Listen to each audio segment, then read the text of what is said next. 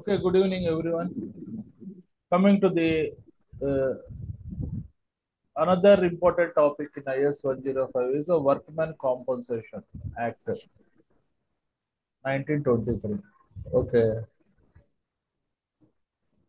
చూడండి, workmen compensation అంటే for example ఎవరికైనా వర్కర్కి చనిపోయిన at the course of his employment occupational disease వచ్చిన as well as permanent disablement వచ్చిన టెంపరీ డిజేబుల్మెంట్ వచ్చిన మేనేజ్మెంట్ అన్నది కొద్దిగా కాంపన్సేషన్ ఇస్తారు, పరిహారం ఇస్తారు ఫర్ వర్కర్స్ ఓన్లీ.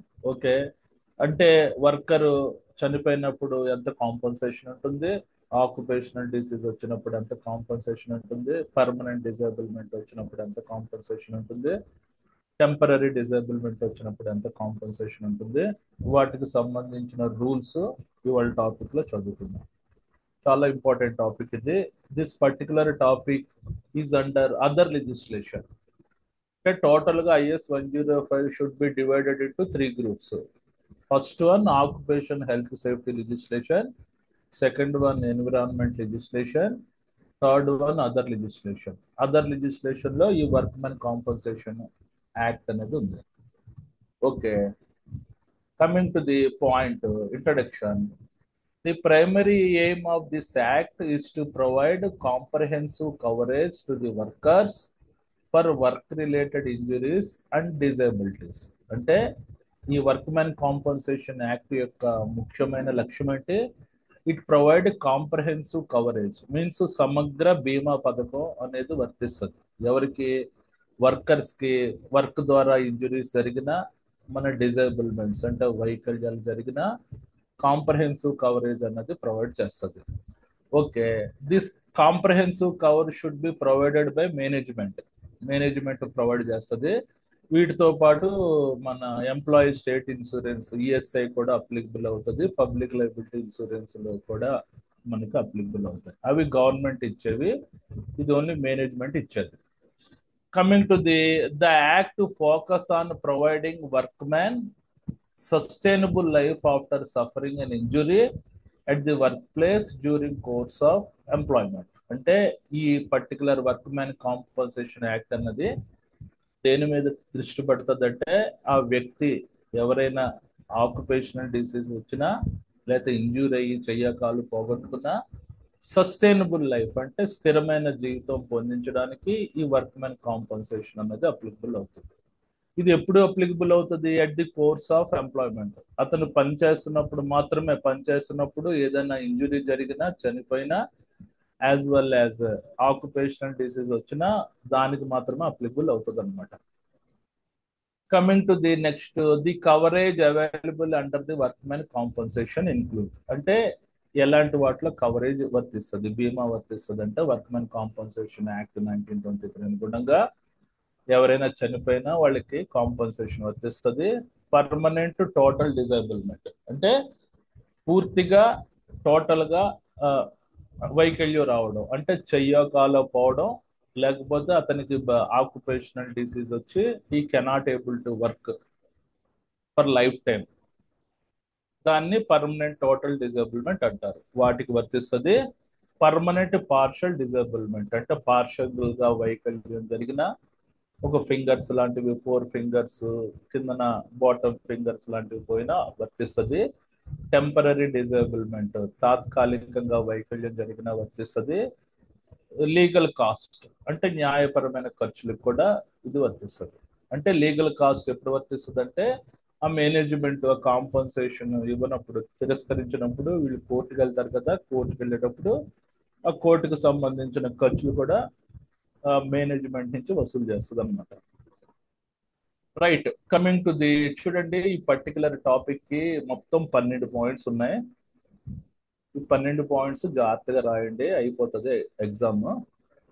కొద్దిగా పెద్ద పెద్ద పాయింట్స్ చూడండి, నా రేంజ్ లో నేను చెప్పేటట్టు ట్రై చేస్తాను. ఇప్పుడు మీకు అక్షరాలు అందరికీ కనబడుతున్నాయి కదా? Are you able to watch letters? కనబడుతుంది. Right, Coming to the first point, the Workmen Compensation Act 1923 provides for a payment to the compensation to the workmen and their dependents in case of injury and accident, including certain occupational diseases arising out and in the course of employment and resulting in disablement are death. అంటే workmen compensation అన్నది పరిహారం అనేది provide చేస్తుంది ఎవరికి, workers కానీ workers యొక్క dependents, అంటే ఎవరైనా చనిపోతే వాళ్ళ తాలూకా వైఫ్ ఇవ్వడం, వాళ్ళ తాలూకా పేరెంట్స్కి ఇవ్వడం. అది ఇప్పుడు ఏదైనా ఇంజురీ, ప్రమాదము at the time of his employment, అంటే అతను పని చేస్తున్నప్పుడు అతనైనా ఇంజురీ జరిగినా, చనిపోయినా, లేకపోతే డిజేబుల్మెంట్ వచ్చినా, వైకల్యం వచ్చినా, డెత్ అయినా ఈ వర్క్మెన్ కాంపన్సేషన్ అనేది అప్లికబుల్ అవుతుంది. చూడండి, this act apply to the railway servants and persons employed in any such capacity as specified in schedule 2 of this act. అంటే ఫస్ట్ వర్క్మెన్ కాంపన్సేషన్ యాక్ట్ అన్నది రైల్వే సర్వెంట్స్ కి applicable అయింది, railways లో పనిచేస్తున్న workers కి. తర్వాత కొద్దిగా షెడ్యూల్ 2 అంటే వివరాల జాబితాలో పేర్కొన్న కొన్ని ప్రమాదకరమైన వృత్తులకు కూడా ఈ వర్క్మెన్ కాంపన్సేషన్ యాక్ట్ అన్నది అప్లికబుల్ అయింది. Coming to the second point, the schedule 2 includes persons employed in factories, mines, plantations, mechanically propelled vehicles, construction workers and certain other hazardous occupations. అంటే యాజ్ పర్ షెడ్యూల్ 2 అనుగుణంగా ఇది factories లో పనిచేసే workers గా applicable అయింది, mines లో పనిచేసే workers గా అప్లికబుల్ అయింది, ప్లాంటేషన్స్ అంటే agriculture works like horticulture works లో పనిచేసే వర్కర్లు కూడా వర్క్మెన్ కాంపన్సేషన్ అనేది అప్లికబుల్ అయింది. Mechanically propelled vehicles means any truck drivers, లేకపోతే మనకి ఇటాచీ, జేసీబీ ఆపరేటర్స్ వాళ్ళకి కూడా అప్లికబుల్ అయింది, కన్స్ట్రక్షన్ వర్కర్స్ కి. And other certain hazardous occupations అంటే ప్రమాదకరమైన వృత్తుల్లో పనిచేసే అందరికీ ఈ పర్టికులర్ వర్క్మెన్ కాంపన్సేషన్ యాక్ట్ అనేది అప్లికబుల్ అయింది అని అంటున్నాడు. Coming to the third point, the amount of compensation is paid to dependents on the nature of the injury and the average monthly wages and the age of the workman.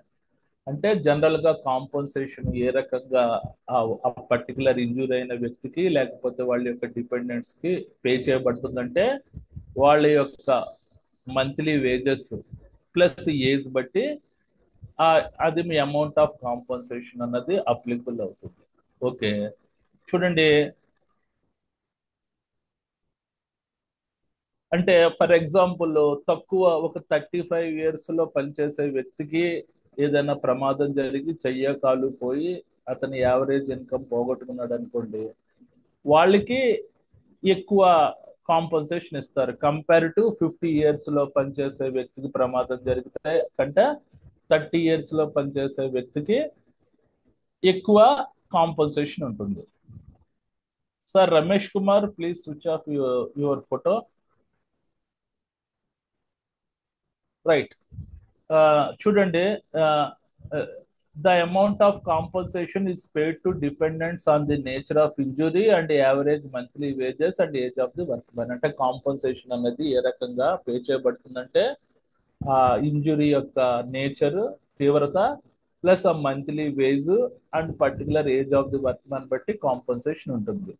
The minimum and maximum rates of compensation payable for death in such cases it is paid to the dependents of the workman and for disability have been fixed and it is subject to revision from time to time. అంటే పరిహారం ఇచ్చేది మనకి death కి, ఆ particular worker చనిపోతే మనకి compensation death కి ఇస్తారు వాళ్ళ తాలూకా డిపెండెంట్స్ కి, as well as permanent disability వస్తే ఒక రకమైన కాంపన్సేషన్ ఉంటుంది. కంపారిటివ్ డెత్ కంటే పర్మనెంట్ డిజేబిలిటీమెంట్ వచ్చిన వ్యక్తులకి కాంపన్సేషన్ ఎక్కువ ఇస్తారనమాట. ఇది టైం టు టైం రివిజన్ అవుతూ ఉంటది అనమాట, అంటే రివైజ్ చేస్తూ ఉంటారు.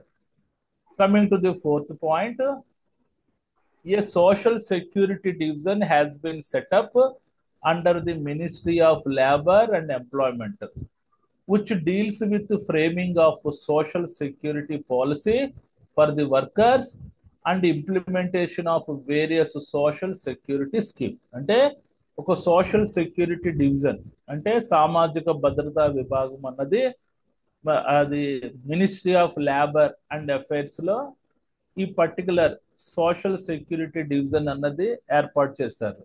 ఇది ఇది మనకి దేనికి డీల్ చేస్తుందంటే సోషల్ సెక్యూరిటీ పాలసీ అంటే సామాజిక భద్రత సంబంధించిన విధానాలు వర్కర్స్ కి అమలు చేయడంలో, మరియు వేరే సోషల్ సెక్యూరిటీ స్కీమ్ సామాజిక భద్రత సంబంధించిన పథకాలు అమలు చేయడంలో ఈ సోషల్ సెక్యూరిటీ డివిజన్ అనేది అప్లికబుల్ అవుతుంది అనమాట వర్కర్ కి. It's also responsible for the enforcing act. అంటే ఈ పర్టికులర్ సోషల్ సెక్యూరిటీ డివిజన్ అన్నది వర్క్ మ్యాన్ కాంపన్సేషన్ యాక్ట్ ని ఎన్ఫోర్స్ చేస్తుంది, అమలు చేసేటట్టు ఉంటుంది. The act is administrated by state government through commissioners for the work man compensation. అంటే ఈ పర్టికులర్ యాక్ట్ అనేది స్టేట్ గవర్నమెంట్ నిర్వహిస్తుంది. ఎవరి ద్వారా? Commissioners of work man compensation అంటే సమగ్ర అధికారులు లైక్ ఐఏఎస్ ఆఫీసర్స్ ద్వారా ఈ పర్టికులర్ చట్టాన్ని స్టేట్ గవర్నమెంట్ అనేది అమలు చేస్తూ ఉంటుందని అంటున్నారు. ఇందులో సామాజిక భద్రతా విభాగం ఉంటుంది, సామాజిక భద్రతా విధానాలు ఉంటాయి, సామాజిక భద్రతా సంబంధించిన పథకాలు ఉంటాయి. ఇవన్నీ స్టేట్ గవర్నమెంట్ అడ్మినిస్ట్రేట్ చేస్తుంది through commissioners of work man compensation act ద్వారా. Coming to the next point, చూడండి, when employer pay compensation. Employer అంటే ఎవరండి? మేనేజ్మెంట్. మేనేజ్మెంట్ అనేది ఎప్పుడు కాంపన్సేషన్ ఇవ్వాలి? Okay, when employer pay compensation in case of personal injury is caused to the workman by accident arising out of and it is course of his employment, his employer is liable to pay compensation in accordance with the provision of this act within 30 days from the date when it's fell due, otherwise he would also liable to pay interest and penalty. అంటే ఎప్పుడు పరిహారం ఇవ్వాలంటే management ఆ particular worker కి, ఆ particular worker work చేస్తున్నప్పుడు ఏదైనా గాయపడినా చనిపోయినా management has liable to pay compensation within 30 days లోపు ఆ వ్యక్తికి లేదా వ్యక్తి యొక్క డిపెండెంట్స్ కి ఇవ్వాలి. లేకపోతే అదర్వైజ్ ఆ 30 days లోపు ఇవ్వకపోతే అతను ఇంట్రెస్ట్ పరిహారం కూడా యాడ్ చేసి ఇవ్వాలి ఆ వ్యక్తులకు కానీ లేదా వ్యక్తుల యొక్క డిపెండెంట్స్ కానీ. Okay, when employer is not liable, ఎప్పుడు మేనేజ్మెంట్ ఆ కాంపన్సేషన్ ఇవ్వక్కర్లేదంటే in case the disablement of work man is 3 or less days. అంటే ఒక వర్కర్ పనిచేస్తూ గాయపడ్డాడు, అతనికి లాస్ట్ టైం ఇంజురీ అయింది, చిన్న ఫ్రాక్చర్ లాంటిది, హాస్పిటల్కి వెళ్ళి ట్రీట్మెంట్ చేసి మళ్ళీ వచ్చేసాడు. అలాంటి వాళ్ళకి ఎంప్లాయర్ ఏ రకమైన కాంపన్సేషన్ ఇవ్వక్కర్లేదు, ఓన్లీ మెడికల్ ఖర్చులు పెట్టుకుంటే చాలు. Coming to the second point, except in case of death when the injury is caused due to influence of drinks or drugs taken by the workman or upon his willful disobedience to obey the safety rules or removing safety guards by him. అంటే except అంటే మనకి unsafe act ద్వారా కూడా చనిపోయిన compensation ఇస్తారు. Unsafe act అంటే accidents happen due to worker fault ద్వారా చనిపోయినా కూడా కోర్టులో ఫైట్ చేస్తే మాక్సిమం కాంపన్సేషన్ ఇస్తారు. ఎప్పుడు ఇంజురీ, ఎప్పుడు కాంపన్సేషన్ ఇవ్వరంటే ఆ వ్యక్తి డ్రింక్ మందు తాగి వచ్చి లేకపోతే డ్రగ్స్ తీసుకుని వచ్చి పనిచేసి చనిపోయినా గాయపడినా కాంపన్సేషన్ ఇవ్వరు. Upon his wilful disobedience. Wilful disobedience అంటే ఉద్దేశపూర్వకంగా అవిధేయత ప్రకటించడం, సేఫ్టీ రూల్స్ పాటించకపోవడం, యాజ్ వెల్ యాజ్ మిషన్స్ కి మిషన్ గార్డ్స్ తీసి పనిచేయడం ద్వారా గాయపడినా చనిపోయినా కాంపన్సేషన్ అనేది అప్లికబుల్ కాదు. ఓకే, అర్థమైంది కదండి? అప్పుడు మేనేజ్మెంట్ ఏ రకమైన కాంపన్సేషన్ ఇవ్వదు. Right, next amount of compensation. Amount of compensation అంటే పరిహారం ఏ రకంగా ఉంటుంది? ఇన్ కేస్ ఆఫ్ డెత్, చనిపోయినప్పుడే an amount is equal to 50% of monthly wage multiplied by the relevant factor as given in schedule 4 or 80,000 which is more. అంటే ఆ వ్యక్తి చనిపోతే అతని యొక్క బేసిక్ శాలరీని ఒక 50% రిలవెంట్ ఫ్యాక్టర్ తోటి మల్టిప్లై చేస్తాడు. ఆ రిలవెంట్ ఫ్యాక్టర్ అన్నది షెడ్యూల్ 4 లో కనబడుతుంది. అంటే అతనికి ఒక ఏజ్ బట్టి రిలవెంట్ ఫ్యాక్టర్ ఉంటుంది, దాంతో మల్టిప్లై చేస్తారు. అది ఎక్కువైతే అది 80,000, ఇది ఎక్కువైతే ఇది, రెండిట్లో ఏదో ఒకటి ఇస్తారు. ఎందుకు ఇంత తక్కువ అనుకోకండి, ఇది ఓన్లీ మేనేజ్మెంట్ ఇచ్చేది పరిహారం మాత్రమే. అతనికి తర్వాత ఎంప్లాయీ స్టేట్ ఇన్సూరెన్స్ అప్లికబుల్ అయ్యి ఫండింగ్ అన్నది మాక్సిమమే వస్తుంది. Coming to the in case of permanent total disablement, it is 60% of the monthly wage multiplied by the relevant factor or 90,000 which is more. అంటే అతనికి పర్మనెంట్ డిజేబుల్మెంట్ అయ్యింది, మన total గా చెయ్య కాలో పోయింది, అతనికి పని చేయడానికి ఇంకా సమర్థుడు కాదు. అలాంటి వ్యక్తికి అతను బేసిక్ శాలరీలో 60% ఆఫ్ బేసిక్ శాలరీని ఒక రిలవెంట్ ఫ్యాక్టర్ తోటి మల్టిప్లై చేస్తారు. ఆ రిలవెంట్ ఫ్యాక్టర్ అనేది ఏంటన్నది షెడ్యూల్ 4 వివరాల జాబితా 4లో ఉంటుంది. అది ఎక్కువైతే అది, లేకపోతే 90,000 అయితే 90,000 ఇస్తారు అనమాట. ఓకే, అర్థమైంది. ఇది యాజ్ పర్ 2010 నామ్స్ వరకు ఈ ఈ పర్టికులర్ అమౌంట్స్ ఉన్నాయి. ఇప్పుడు 2020కి ఏదో కొద్దిగా అప్డేట్ చేసినట్టున్నారు, అది మరి ఎంతో నాకు తెలియదు. ఇది యాజ్ పర్ 2010 నార్మ్స్ అనుగుణంగా చెప్తున్నాను. Coming to the 3, in case of permanent partial disablement occur, then composition is proportional to the disability arrived as to above. అంటే పర్మనెంట్ పార్షల్ డిజేబుల్మెంట్ వచ్చినా, పర్మనెంట్ టోటల్ డిజేబుల్మెంట్ వచ్చినా కాంపన్సేషన్ అన్నది పైన చెప్పిన second point అనుగుణంగానే ఉంటుంది. 90,000 ఇస్తారు, లేకపోతే అతని యొక్క బేసిక్ శాలరీ 60% తోటి రిలవెంట్ ఫ్యాక్టర్ తోటి గుణించి అది ఎక్కువైతే అది, ఇది ఎక్కువైతే ఇది ఉంటుంది. What is the difference between permanent total disablement and permanent partial disablement? అంటే పాక్షికంగా వైకల్యం రావడం. పాక్షికంగా వైకల్యం వస్తే 1 సంవత్సరం 2 సంవత్సరాల తర్వాత నార్మల్ పర్సన్ అవుతాడు కదా, అతనికి వెంటనే ఇది మనకి ఏది మన పెన్షన్ స్కీమ్ ఆగిపోతుంది. అదే పర్మనెంట్ టోటల్ డిజేబుల్మెంట్ అయిన వర్కర్లు ఇంకా లైఫ్ లాంగ్ పనిచేయలేరు కాబట్టి వాళ్ళకి లైఫ్ లాంగ్ పెన్షన్ అనేది వస్తుంటది. అది ఎంప్లాయీ స్టేట్ ఇన్సూరెన్స్ యాక్ట్ ద్వారా. అది మనకి ఎంప్లాయీ స్టేట్ ఇన్సూరెన్స్ యాక్ట్ వచ్చినప్పుడు చెప్తాను. ఓకే, అందరికి అర్థమైందండి. Amount of compensation is very important. Next notice. ఏంటి నోటీస్? ఏం చేయాలి? An injured person or his dependent give notice to the employer to pay compensation. అతను చనిపోయిన తర్వాత కానీ లేకపోతే పర్మనెంట్ డిజేబుల్మెంట్ అయిన తర్వాత అతని యొక్క డిపెండెంట్స్ ఆ మేనేజ్మెంట్ కి నోటీస్ ఇవ్వాలి. మాకు దయచేసి పరిహారం పే చేయండి అని ఒక నోటీస్ లాంటిది ఇస్తే అప్పుడు మేనేజ్మెంట్ కన్సిడర్ చేసి కాంపన్సేషన్ అనేది విత్ ఇన్ 30 days లోపు రిలీజ్ చేస్తుంది. Coming to the 9th point, claim. Claim అంటే ఏంటి? దావా వేయడం. Okay, upon the failure or refusal of an employer give compensation, an application is to be made in Form F to the commissioner under the Workmen Compensation Act 1923, who is a assistant labor commissioner or labor cum conciliation officer of the area where the accident took place, or where the claimant ordinarily reside, or where the employer has his registered office. అంటే ఏంటి?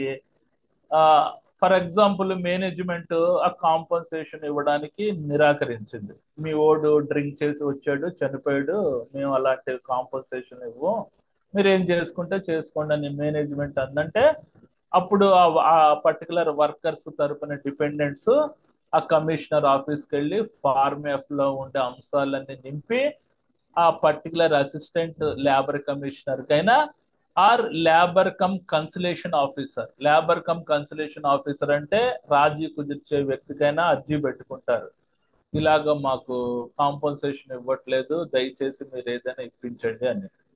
అది ఆ particular commissioner office ఎక్కడైనా ఉండొచ్చు, ఎక్కడ particular employer యొక్క registered office దగ్గరైనా ఉండొచ్చు, లేకపోతే ఆ క్లిమినెంట్ ఆ పర్టికులర్ దావా వేసిన వ్యక్తి దగ్గర అడ్రస్ లో దగ్గర ఉండే కమిషనర్ ఆఫీస్ అయినా అయి ఉండొచ్చు. అక్కడికి వెళ్ళి అర్జీ పెట్టుకోవాలన్నమాట. అప్పుడు after hearing the both parties the commissioner decide the claim. అంటే మేనేజ్మెంట్ ని వర్కర్స్ ని అందరిని పిలిపించుకొని వాళ్ళ యొక్క హీరింగ్ విన్న తర్వాత కమిషనర్ అనేవాడు డిసైడ్ చేస్తాడు క్లెయిమ్ ఎంత ఇవ్వాలి లేదా వద్దని. కమిషనర్ అనే వ్యక్తి డిసైడ్ చేస్తాడు అనమాట. Commissioner is nothing but IAS officer. Okay, coming to the number 10, contracting out. Contracting out అంటే any contract or agreement whereby an injured person or his dependent reduce his right to receive compensation is a null and void to extent. అంటే compensation మేము అంతగా పెద్దగా ఇవ్వలేకపోతున్నాం అని commissioner office కానీ చెప్తే మాకు మీ compensation అక్కర్లేదు, మీరు అక్కర్లేదు అని ఆ కాంట్రాక్టర్ విత్డ్రా చేసుకునే అవకాశం ఆ పర్సన్ కి లేకపోతే అతని యొక్క డిపెండెంట్స్ కి ఉందన్నమాట. అంటే కమిషనర్ క్లెయిమ్ అమౌంట్ కొద్దిగా తక్కువ ఇచ్చాడు, లేకపోతే క్లెయిమ్ అమౌంట్ ఏం ఇవ్వలేదు. అప్పుడు డిపెండెంట్ మనకి ఏమంటాడు, నేను కోర్టుకి వెళ్తాను, మీ మీ మీరు వద్దు, మీ కాంట్రాక్ట్ వద్దు అని చెప్పి ఆ కాంట్రాక్ట్ నుంచి బయటకు వచ్చేసే అధికారం ఆ పర్టికులర్ ఇంజ్యూర్డ్ పర్సన్ కి లేకపోతే ఆ చనిపోయిన యొక్క డిపెండెంట్ కి ఉంది అని అంటున్నారు. Okay, next appeal. అప్పీల్ అంటే విజ్ఞప్తి చేసుకోవడం, కోర్టులో విజ్ఞప్తి చేసుకోవడాన్ని అప్పీల్ అని అంటారు. An appeal is laid to the High Court against orders of the Commissioner with regard to the awarding or refusing award compensation or imposing interest or penalty or regarding the distribution of compensation. అంటే for example ఆ commissioner ఇచ్చే compensation award amount సరిగ్గా లేకపోయినా కోర్టుకి వెళ్ళి appeal చేయొచ్చు ఎవరు, ఆ దావా వేసేవాళ్ళు. ఫర్ ఎగ్జాంపుల్ మేనేజ్మెంట్ మీద పెనాల్టీ ఎక్కువగా వేసింది ఆ పర్టికులర్ కమిషనర్ ఆఫీస్, అప్పుడు మన ఎంప్లాయర్ కూడా వెళ్ళి కోర్టుకి విజ్ఞప్తి చేసుకోవచ్చు. లేకపోతే ఆ కాంపన్సేషన్ పంచడంలో ఏదైనా ప్రాబ్లమ్స్ వచ్చినా కోర్టుకి వెళ్ళి విజ్ఞప్తులు చేసుకోవచ్చు అనమాట. అది అపీల్. అపీల్ అంటే కోర్టుకి వెళ్ళి విజ్ఞప్తి చేసుకోవచ్చు. ఎవరు, ఆ గాయపడిన వ్యక్తి లేకపోతే చనిపోయిన వాళ్ళ తాలూకా డిపెండెంట్స్ కోర్టుకి వెళ్ళొచ్చు.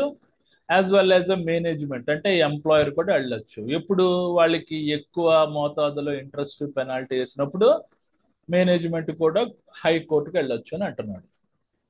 Coming to the number 12, recovery. అంటే ఒకసారి కాంపన్సేషన్ రిలీజ్ అయిన తర్వాత అది తప్పని తెలిస్తే ఏ రకంగా రికవర్ చేసుకుంటారు, ఆ పర్టికులర్ ఉంటారు కదా వ్యక్తులు, ఆ పర్సన్స్ యొక్క ల్యాండ్ రెవెన్యూ బట్టి, అంటే భూముల్ని ఏదైనా ఉంటే సీజ్ చేసి దాని నుంచి వచ్చే ఇన్కమ్ ద్వారా రెవెన్యూ తీసుకుంటారనమాట. రికవరీ ఏ రకంగా చేస్తారు, the amount of compensation is awarded by the commissioner is to recovered as areas of land revenue. For example మన మన కమిషనర్ కాంపన్సేషన్ ఇచ్చేసాడు, ఇంత ఇవ్వాలని చెప్పి మేనేజ్మెంట్కి ఇచ్చారు. వాళ్ళు మేనేజ్మెంట్ హైకోర్టుకి వెళ్ళి ఏదో స్టే ఆర్డర్ తెచ్చుకుంది, మేము అమౌంట్ ఇచ్చేసాం, మా అమౌంట్ మాకు తిరిగి ఇప్పించండి అంటే ఆ పర్టికులర్ ఆ గాయపడిన వ్యక్తి కానీ చనిపోయిన వ్యక్తి యొక్క డిపెండెంట్స్ దగ్గర ఏదైనా భూములు ఏదైనా ఉంటే వాటిని సీజ్ చేసి వాటిని అమ్మి ఆ పర్టికులర్ అమౌంట్ రికవర్ చేసే అధికారం గవర్నమెంట్కి ఉంటుంది అనమాట. అది ఏరియాస్ ఆఫ్ ల్యాండ్ రెవెన్యూ అంటే బకాయిల యొక్క భూమి రెవెన్యూ. బకాయిల యొక్క భూమి రెవెన్యూ ద్వారా అమౌంట్ క్యాప్చర్ చేయొచ్చు. ఇంకేమైనా డౌట్స్ ఉన్నాయండి?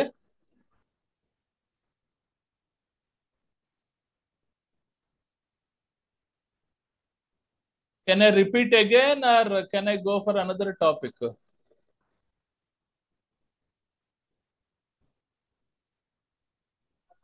Go for another topic.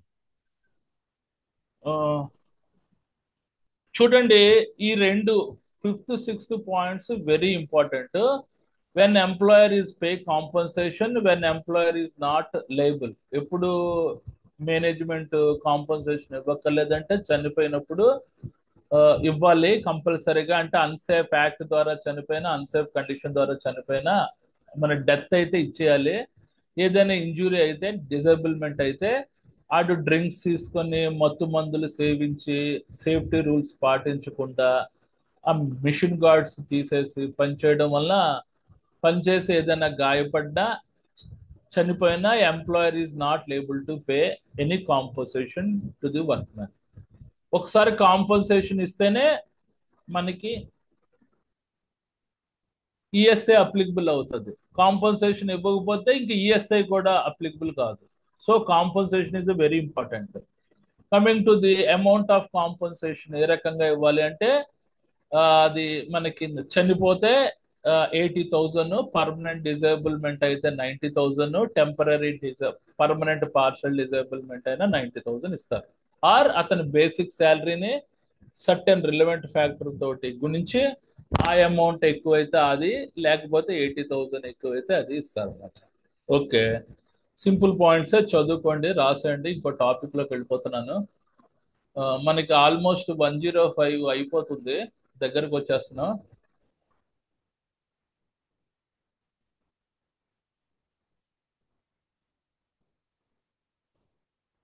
చూడండి, అందరికి షేర్ అయిందా?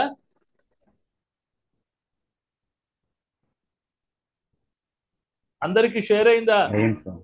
కొత్త topic okay sir. Indian petroleum act and rules 1934. ఇది వెరీ సింపుల్ గా ఉంటది. చూడండి, మనకి general terms used in Indian petroleum act 1934.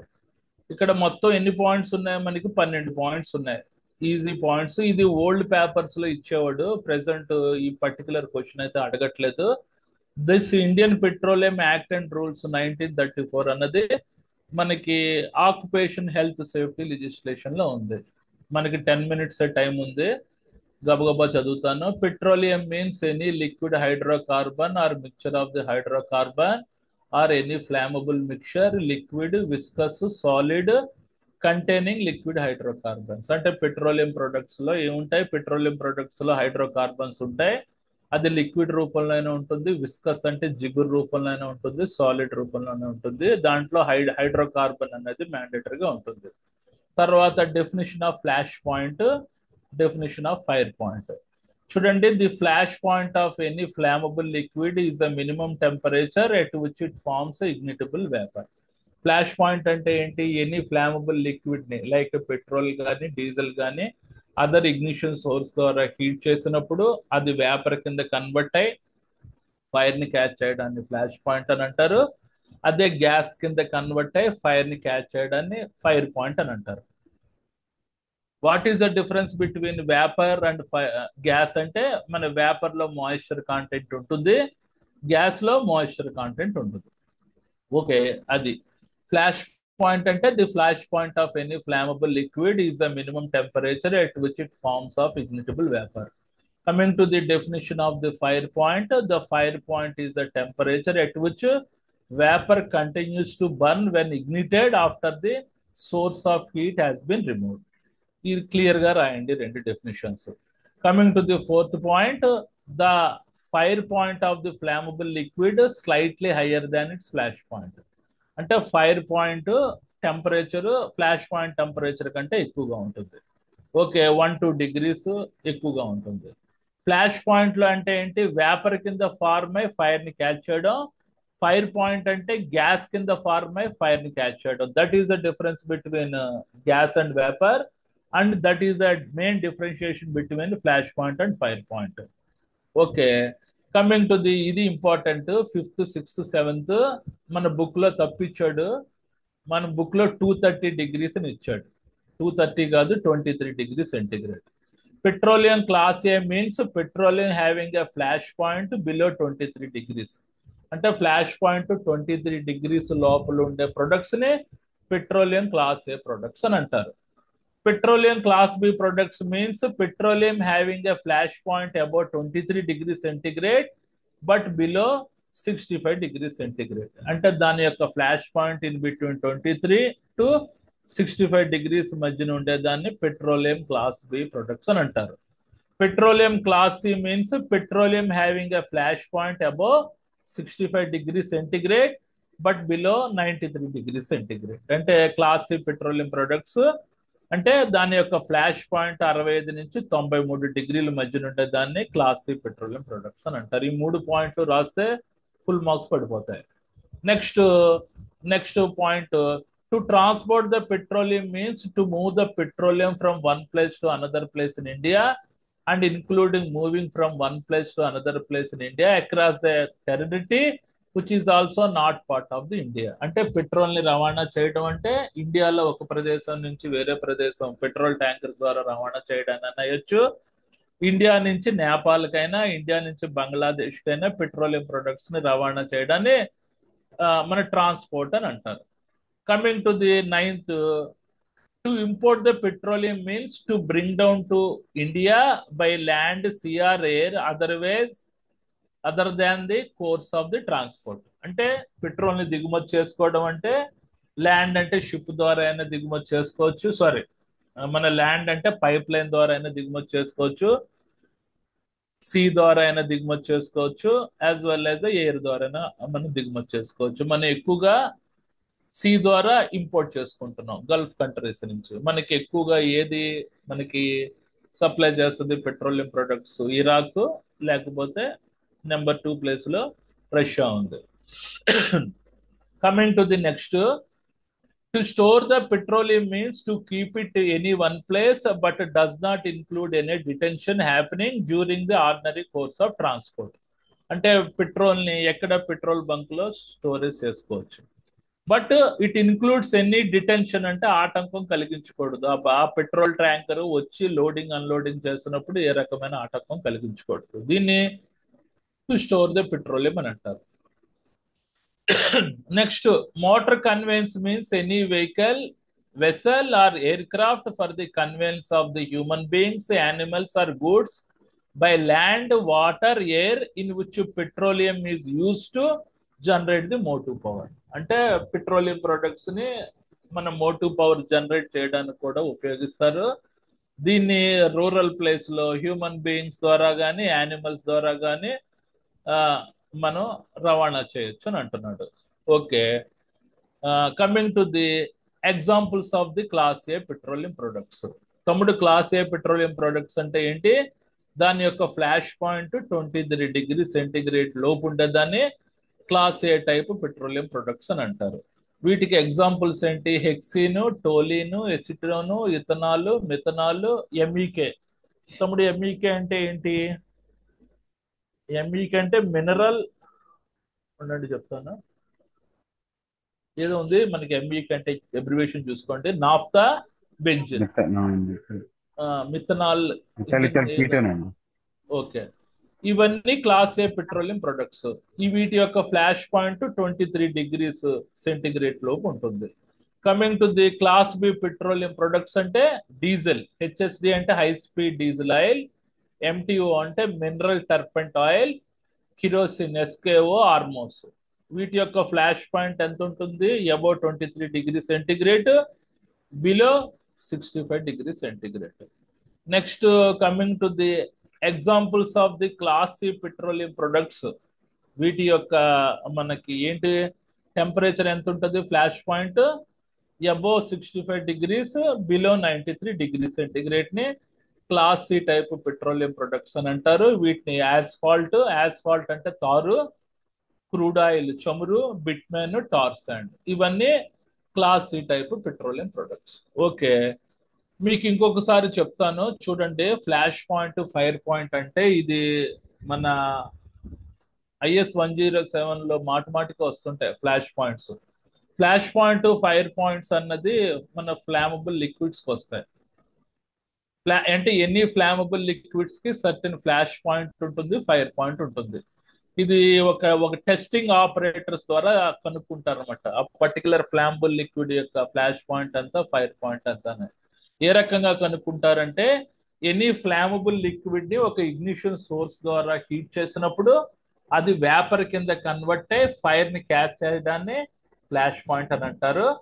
అదే ఫైర్ పాయింట్ అంటే ఇంకా టెంపరేచర్ పెంచితే ఆ వేపర్ అనేది గ్యాస్ కింద కన్వర్ట్ అయ్యి ఫైర్ ని క్యాచ్ చేసేదాన్ని ఫైర్ పాయింట్ అని అంటారు. What is the difference between vapour and gas? Means vapour లో మాయిశ్చర్ కంటెంట్ ఉంటుంది, గ్యాస్ లో మాయిశ్చర్ కంటెంట్ ఉంటుంది. That is the difference between vapour and gas. Okay, right అండి, అయిపోయింది ఇది కూడా టాపిక్. ఇది ఇంత మూడు పంపించేస్తాను. ఇందులో ఫస్ట్ రెండు టాపిక్లు చాలా ఇంపార్టెంట్. ఏంటి? పబ్లిక్ లైబిలిటీ ఇన్సూరెన్స్ యాక్ట్, అది చాలా సార్లు అడిగాడు. తర్వాత workmen compensation acts and rules కూడా వెరీ ఇంపార్టెంట్. ఇది రేర్ గా అడుగుతాడు. ఓకే, అడిగితే అడగచ్చు, లేకపోతే లేదు.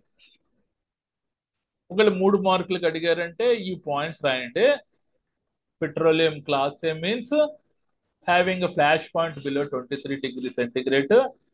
Petroleum class B means 23 to 65 degrees, in between 23 to 65 degrees flash point. Petroleum class C అంటే మనకి above 65 degrees, below 93 degrees centigrade.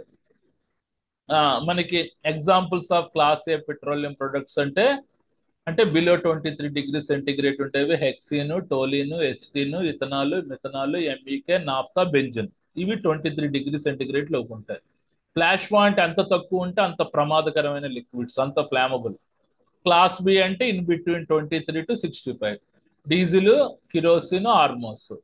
Class సికి వచ్చేసరికి asphalt, crude oil, bitumen, tar sand. Okay, right.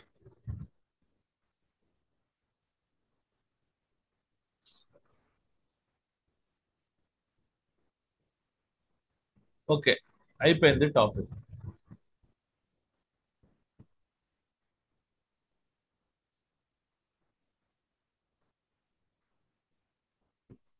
అలాగా చిన్న చిన్న టాపిక్స్ ఏదైనా వస్తే ఇన్ బిట్వీన్ గ్యాప్ లో 3 స్టాప్